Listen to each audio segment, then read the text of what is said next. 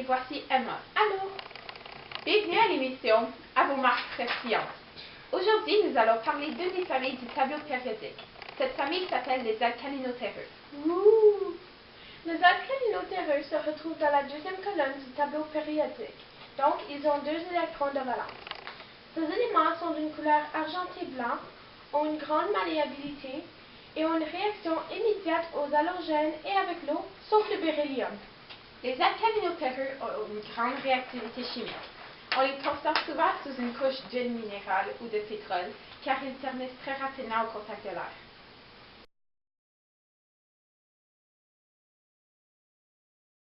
Maintenant, allons voir Emma avec le beryllium.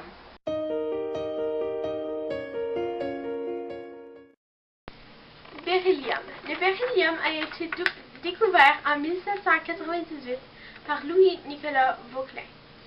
Le beryllium vient du nom grec glucinium qui signifie doux et sucré.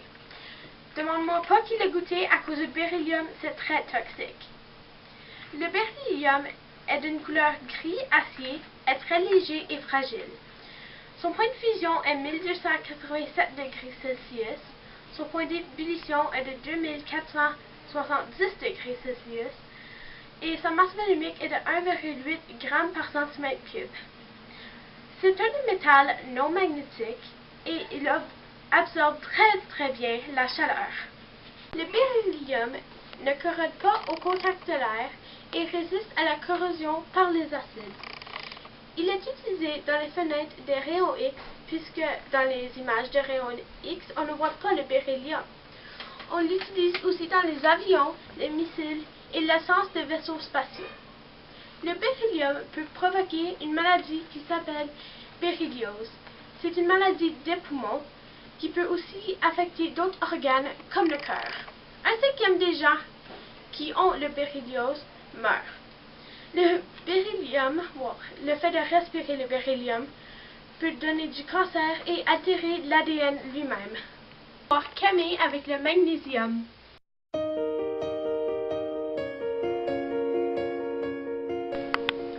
Le magnésium a été découvert par Joseph Black en Angleterre. Il est le 8e élément le plus abondant de la croûte terrestre. Magnésium vient du mot magnésia, qui est une ville en Grèce, qui est très abondante en magnésium. Sa densité est de 1,7 g par centimètre cube. Son point de fusion est de 650 degrés Celsius. Son point d'ébullition est de 1090 degrés Celsius. Il est solide, opaque, mat et blanc, et ses sels sont très solides dans l'eau. Le magnésium ne réagit pas au contact de l'eau ni de l'oxygène. Lorsqu'il est brûlé, il produit une flamme blanche très forte qui pourrait affecter ta vision si tu la regardes directement. Il était utilisé pour les flashs dans les débuts de la photographie et est le matériel principal des bobines de film. Il fait aussi partie des plantes vertes car il est un des éléments qui est responsable de la photosynthèse. Allons voir Emma avec le calcium.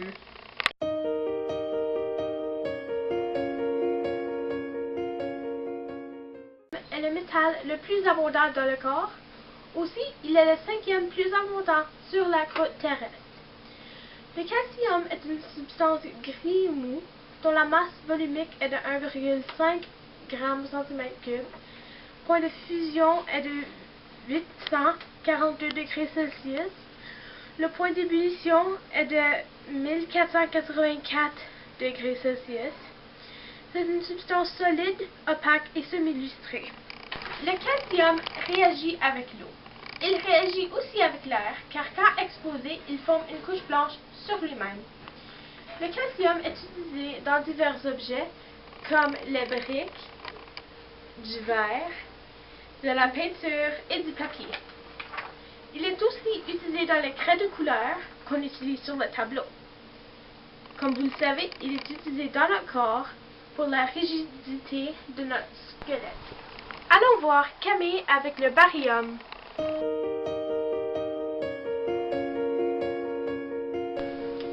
Le barium a été découvert par Carl Wilhelm Scheele en 1774. Barium vient du mot grec bari qui signifie lourd. Le barium est mou, argenté, solide, doux et opaque. Sa masse volumique est de 3,62 g par centimètre cube. Son point de fusion est de 727 degrés Celsius et son point d'ébullition est de 1897 degrés Celsius. Quand le barium brûle, il devient vert et il réagit aussi fortement avec l'eau. Il est utilisé dans beaucoup de matériaux comme le verre, la peinture et la céramique. Il fait aussi le verre dans les feux d'artifice et il est même utilisé dans le poison à rats. Allons voir Emma avec le strontium.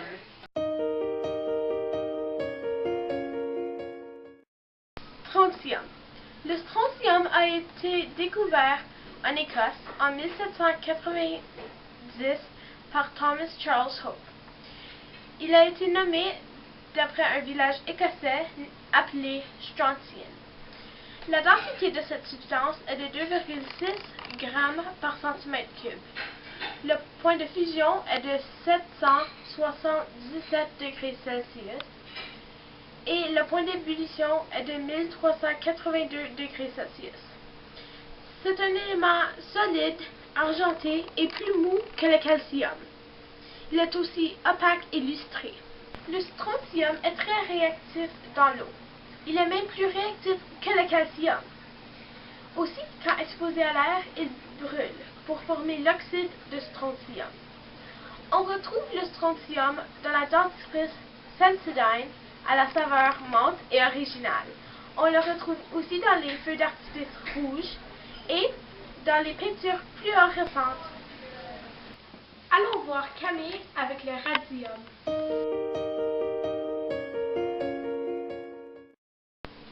Le radium est le plus dense des métaux alcalino-terreux. Il a été découvert en 1898 par Pierre et Marie Curie. Sa masse atomique est de 226 UMA, sa masse volumique est de 5 g par centimètre cube. Son point de fusion est de 700 degrés Celsius et son point d'ébullition est de 1140 degrés Celsius. Il est blanc et brillant, opaque, mat et solide. Le radium est intensément réactif et au contact de l'air, il noircit. Il est utilisé dans les gaz pour les traitements contre le cancer et dans les montres fluorescentes. Même que dans les années 1930, ils en mettaient dans la nourriture pour la conserver. Mais ils ont arrêté puisque c'était trop toxique. C'est déjà la fin de cette émission qui parle des alcalino-terreux, comme le beryllium, magnésium, calcium, strontium, barium et le radium. On est très triste de vous quitter. Oui, mais c'est correct à cause vous n'allez jamais nous revoir car notre émission a été contrôlée.